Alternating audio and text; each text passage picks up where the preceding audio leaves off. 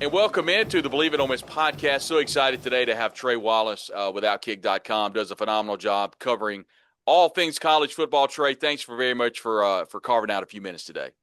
Absolutely, man. It's good to join you. A lot of stuff going on. There's never a dull moment in college football, especially the SEC. I swear, when we scheduled this, there was a little bit of chaos. Now there's a lot of chaos after some turnover here in the SEC and turnover Yeah. that may actually be coming. We'll talk a little bit about that. Let's start with the news that you talked a lot about. You received confirmation that you felt like Billy Napier will be let go at some point yesterday or Sunday. Uh, Surprised at all? Probably not. I guess the biggest surprise is, what do you think Florida does next?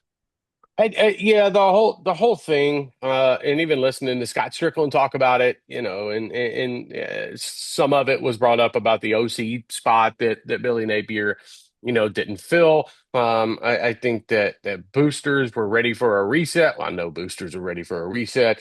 Um, and even dating back to last week, Scott Strickland tried to tamper down some of the conversations that I wrote, that Matt Hayes wrote. And so right then it's like, yeah, okay. Like this is going to be the same thing as Jimbo Fisher in 2023 after he beats Mississippi State. He's out of a job. Billy Napier is a fantastic guy. He's a fantastic coach from Sunday to Friday night around midnight until it turns to game day. And it's just something changes. He could have used some help. He was a great CEO, I think, of running a program. But yeah, so now the attention obviously turns to, okay, boosters, alumni, UAA, whatever you want to call it. They wanted Lane Kiffin last year, was floated. There was some back channeling to good old Jimmy Sexton. And Florida halted those plans. It never got to a stage where Kiffin was going to have to make a decision last year. But now, situation changes because the big money folks want Lane Kiffin at Florida. And does Lane Kiffin want to leave Oxford is now going to be a conversation. And by the way, like, Lane is focused on Oklahoma, focused on getting this team to the playoff. Like, this is something that I don't think he'll truly have, and I'm not trying to speak for Lane Kiffin anyway. I'm going off what I know about the guy. This is a conversation that he won't have and sit down and talk about next season until down the road here. I think Ole Miss would have to be eliminated from playoff contention completely for him to even start those conversations in a sense. Now, I'm not saying he hasn't, at least spoken about it with his kids or Layla or whatnot. But yeah, to me for Florida, it's like, okay, go after Lane, and then who you going after? I had an AD tell me the other day that these schools are going to run into a problem because there are not a lot of home run hires out there. This is not Lincoln Riley going to Oklahoma, which whatever at the time Lincoln was hot. You know what I mean? This is not Brian Kelly leaving Notre Dame for LSU. This is not Mario Cristobal going to Miami. What I'm getting at is I don't know, and as a Power 4 AD told me, I just don't know if there are five home runs out there. You're going to have a lot of schools that hit doubles that try to sell this as a homer.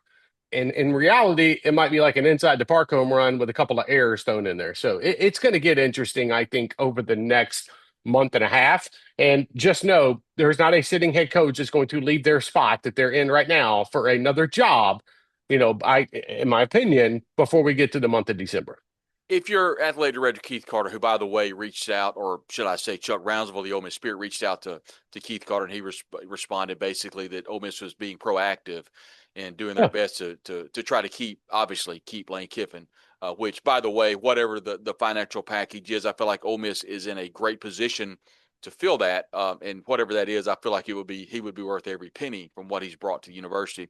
What does Ole agreed. Miss need to do, Trey, in your opinion, to avoid that 22 season in which Auburn came calling and Lane was kind of talking, kind of not talking, back channeling? Regardless of what happens right now with Ole Miss, Florida, Lane Kiffin, whatever, what does Ole Miss need to do to try to avoid that?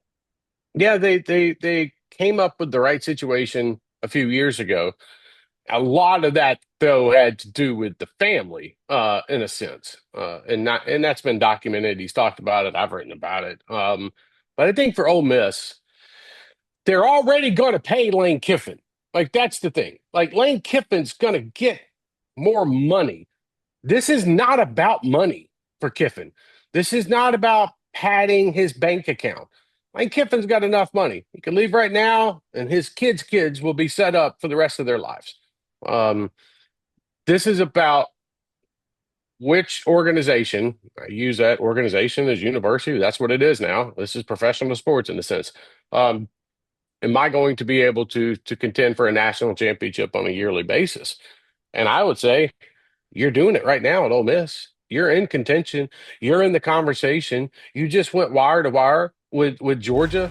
Probably should have won that football game. I think a lot of people would agree, but Georgia, they're figuring out ways to win games in different ways. So yeah, for Ole Miss, I think it's going to be a bump in NIL funds, which really how much more can you give? And by the way, don't forget NIL is going to change. There's not going to be all these front loaded deals that you saw last summer before the House settlement. So that market might stabilize a little bit going forward. I just think more of a commitment. Um, I know Keith Carter was talking about he'd love to have a Signetti situation. That's not Lane. Like that's not Lane to okay, let me sign this deal in the middle of a week and we're wrapped up. By the way, that's why he pays Jimmy Sexton 10% of his contract. Jimmy can take care of that. I think right now, Ole Miss just got to continue doing what they're doing. I think, and I mean that in the sense of you're taking care of him from a roster standpoint, where he's going to hit the portal, a little bit of high school recruiting mixed in there, and you're continuing to try to build up that program, and the finances will be there in that situation. But I would imagine that he's had conversations with Keith Carter. I know they're going to be doing some stuff potentially with the stadium again, down the road. They're talking about it. And I think that, the way that I look at it, you really can't get more out of the Ole Miss athletic department than what you've gotten right now. There's not some statement that Keith Carter can put out. Hey, we are committed to football. Man, we know you're committed to football. And again, that's why I go back to this is not a financial thing. Now, would he like maybe a couple more $1 million of NIL funds to go towards players? Sure. Could Ole Miss do that? Absolutely. Will Ole Miss make Lane Kiffin one of the top 5 highest paid coaches in college football? Absolutely, they will. I think right now, Keith Carter just got to continue doing what he's doing. And I think Ole Miss will be fine in terms of competitiveness in the contract standpoint. So, it's kind of a tough thing because we've been down this road a few times now with Lane Kiffin at Ole Miss, and I don't really know what else there is to give besides a fat contract with 8 years attached to it. And also I keep an eye on like buyout language. I think we're about to see a drastic change when it comes to buyout, which means, in my opinion, paying more to the coach per year, like $15 million per year, but also From that buyout's lowered. So yeah. Trey, you look at the Ole Miss program right now, and then I've said all along the cohesiveness between Director of Athletics Keith Carter, Dr. Glenn Boyce, the president, chancellor at Ole Miss, and then Lane Kiffin has always been very good. It's safe to say that Ole Miss runs the program. I'm sorry, that Lane Kiffin runs that program by himself, and he can pretty much do what he wants when he wants to do it. How much does that play into, number one, his relationship with the administration? Number two, the way that he can be the unanimous decision maker? How much does that play into going to somewhere like a Florida where I don't know the dynamics with Scott Strickland and the people, the powers that be? I don't know the relationship with Steve Spurrier, how much he would play into this, and I don't know the fan base very well. How much do those things play into the factor when you talk about taking a job or leaving a job? Florida, I'm going to be really careful with my words here. The Florida administration right now is completely, in my opinion, out of sync is probably the best way to put it. PG. related. I think that you've got boosters and alum over here that want something. On this side, you've got Scott Strickland. Don't forget, at the moment, there was an interim title that was tagged to the president that gave Scott Strickland a Yeah. contract extension. So I think that goes to show you how crazy things are. I mean, they got so far as to Santa Ono, former president at Michigan, was about to get the Florida job, and then that went to hell in a handbasket real quick. What I'm getting at is there's a lot of stuff that's going on within the athletic department and the university itself, Brad, where you have to question who the hell is in control down here. And I think the biggest thing that stands out to me too is who's making the next hire. Is it Scott Strickland? Sure, they went out and hired a search firm, but is it Scott Strickland or is this going to be the UAA? Is this going to be the Bull Gator Club, the money folks making the call here? And that's where it could get a little sticky, in my opinion. I think that you don't hear a lot about Ole Miss in terms of dysfunction or anything along those lines. You hear a lot about stuff going on at Florida. I think that speaks for itself. Now, I'm not saying Florida is not a fantastic institution with a great athletic department. They finally got themselves an indoor practice facility, basketball coming off a national championship. You got baseball with Sully down there doing their thing. But women's basketball, I can go on and on. Sure, they seem to have things set up at the face. I just wonder about the behind the scenes stuff, and you kind of hit on it. Lane's not going to have as much control in Gainesville as he has in Oxford, and I think that goes a long way. I think there would be a lot of, when he makes a decision in Oxford, he probably goes to Keith and he's like, Keith, I want to do this. Keith's like, all right, works out for the program. Let's roll. Down in Gainesville, all right, go to this person, this person, this person, trying to make a decision on something that he feels might be relevant to the football program and overall. So, what I'm getting at is I think he's got it really good at Ole Miss right now. And I think overall, at the end of the day, that's why a tough decision is going to have to be made about how much quote unquote power he wants per se. Yeah, we saw the a very advantageous program rolled out by Florida, $400 million capital campaign for Ben Hill Griffin Stadium at the Swamp. And secondly, Perfect timing, by the yeah. way. And then before we leave Florida, we did hear Scott Strickland in a press conference say that he alone was making the call. So take that for whatever you would like. There's a reason why he said that, by the way. Yeah. Yeah. But before we get out of here, I want to run across the SEC just for a moment. You do a fantastic job covering the conference for Outkick.com. You can follow him on Twitter. That is Trey Wallace _ on Twitter /X, I should say. LSU. It happens. Trey, I call it Twitter too. I don't care. It's a tweet, a post. What is it? So, yeah, let's talk a little bit about LSU. Brian Kelly squaring 8-4 in the face, and what do you make out of what's happening down in Baton Rouge? Buyer's remorse might be the best way to put it. By now, they would have thought LSU would be in that national championship conversation. Best way to put it. You're coming off a loss to Vanderbilt. By the way, Vanderbilt is a really good football team this year. Like, I know LSU fans are looking at that loss, Brad, and they're like, damn, we lost to LSU. No, I mean, Vanderbilt. So that's a good squad. Yeah. I think right now we're in a situation where if another big school came to Brian Kelly's agent, Trace Armstrong, and said, hey, man, would you be interested in making another jump? It would not surprise me in the least that he decides to make that. Like if Penn State called. That's what I was going to ask. Yeah. Let's just throw out a school like Penn State. If Penn State were to call, I think LSU would be like, oh, man, really? You're going? Okay. All right. Let's go get our next coach. That could get interesting for Lane Kiffin if it happens. Because I would take LSU over Florida like that. So I just overall, man, it never felt like the right cohesive move, to be honest with you. But that's what college football is. So I think right now you've got a lot of Gator fans that are upset. I mean, I'm sorry, LSU fans that are upset, but they're not going to go, in my opinion, full Florida Gator. I don't think you're going to hear fire Brian Kelly chants or anything like that as of now. But what I am saying is that looking at this thing overall from the college football standpoint, it just feels like Brian Kelly keeps swinging and missing on some of these. You got a great defense this year.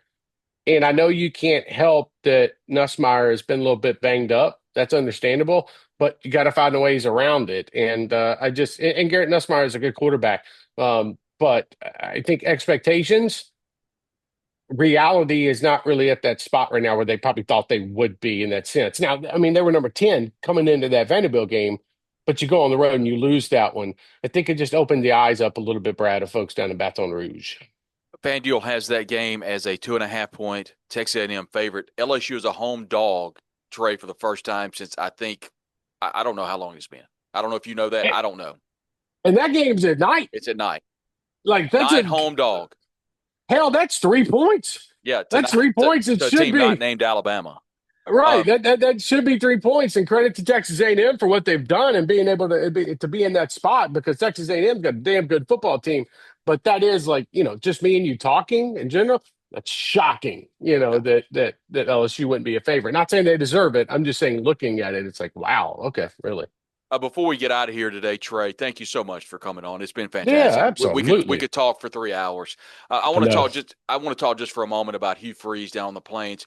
It feels like that. Hugh had such good quarterbacks, whether it be at Liberty, Arkansas State, Ole Miss, always just had dudes that could get the job done. That's not been the case at Auburn, and it wasn't with Peyton Thorne last year, and it hasn't been with Jackson Arnold. I felt like they played well enough to beat Missouri the other night. I felt like they played well enough to win some games. They just can't close them out, and when they get bad calls, they just take it so personal. They lose their composure and lose games. What's happening on the Plains, and is this a very dire situation for Hugh Freeze? Yeah, it's dire. It's dire. You've got influential folks behind the scenes that are ready to pay. I wrote about that on Monday. Talked to a number of sources down in Auburn. They pay that buyout tomorrow if they were allowed to. And I think that they're just man. You've started 0-4. Freeze has for 3 straight seasons in the SEC. Quarterback play hasn't been there. Jackson Arnold really hasn't worked out. I think play calling. I think that when you look back at that Georgia game, that seemingly broke Auburn. I kind of use that in the same sense as when Penn State lost to Oregon. That broke Penn State. Mm-hmm. I think in this sense with Auburn, I don't. You can't turn this thing around. Like we all know what Hugh Freeze is, and we all knew what Hugh Freeze was when he took the Auburn job. It's just Auburn thought they were getting Hugh Freeze in the first 3 or 4 years at Ole Miss, but what they really got was Hugh Freeze on the back end of that. And I think that they got caught up in the glitz and glamour of a potential offense under Hugh. Just hasn't worked out, man. And they're going to have to go out and get themselves a guy that can go in and be the CEO of a program. I think Hugh's not in over his head. I don't think that's the right way to phrase it, but I do think at the end of the day, John Cohen's going to come to the realization. He probably already has. When you've got a head coach, and I know the question was teed up to him yesterday. It's press conference or on Monday. Press conference was teed up to him about, right. Hey, these other schools are getting votes of confidence and whatnot. And Hugh Freeze kind of smirks and, yeah, sure, I would love that. That would be great for us. It would reassure us. And damn, man, you're out here begging for a vote of confidence, because he could have took that question in different ways, Brad. You know that. And so if we're at this point and you want to publicly say that, well, I ain't really talked to Cohen since the loss on Saturday. Okay, well, that's not really what folks want to hear. And I'm sure Hugh Freeze is like, all right, man, like I'm flying by the seat of my pants here. I don't know what's going to happen. Here's the thing, Brad. I think it's time. I think that Auburn can go out and get a better football coach. And I think at the same time, boosters are ready to write the $15 million check. It ain't no, it's not a James Franklin buyout. It's not a Mike Norvell buyout. They can handle it. They got money. They would have extra money to go spend on a coach and NIL. I think his time on the Plains is coming to an end. And the biggest thing that stood out to me, and I'll leave it with this. When yesterday Hugh Freeze has a press conference, and this is going to seem so minor for some folks, but Hugh Freeze has been sitting down at a table during his press conferences ever since he arrived at Auburn. Yesterday, there was a podium waiting for him. That's a John Cohen move. That is a John Cohen move to have him standing at a podium. And all I would say is, folks, go back and check when Joe Moorhead was at Mississippi State in his final season and look how the dynamics change about his press conference setting. I know it's small, but it's something to take a look at. That's a Cohen move. So yeah, I think it's done. Sure, Auburn can win a few games here down the stretch. They got a damn good enough team. Heck, they should have beaten Missouri. Yeah. They should have beaten Georgia. They're just now finding ways to finish things out and win. That's going to cost Hugh Freeze his job, and they'll be looking for a new head coach next season, in my opinion. Auburn's on the road against Arkansas. They are a 2.5-point dog to the Fighting Bobby Petrinos. That is an 11 a.m. kick, 11 a.m., 11:45 actually on the SEC network. So, hey, look, they played well last week against A&M, and offensively they look really good. Who's to say that Arkansas doesn't find a way to win? Trey, and if Arkansas does win that game, it'll be an interesting hour-and-a-half plane ride back to Auburn, because they could probably move on from here. He's Trey Wallace, does fantastic work. You can follow him at Outkick.com. And, of course, Trey Wallace _ on Twitter/X. Trey, it's been a pleasure today. Thank you very much for coming by. We'll talk to you soon. My brother, I look forward to doing it again here very, very soon. And I always appreciate you having me. Thank you.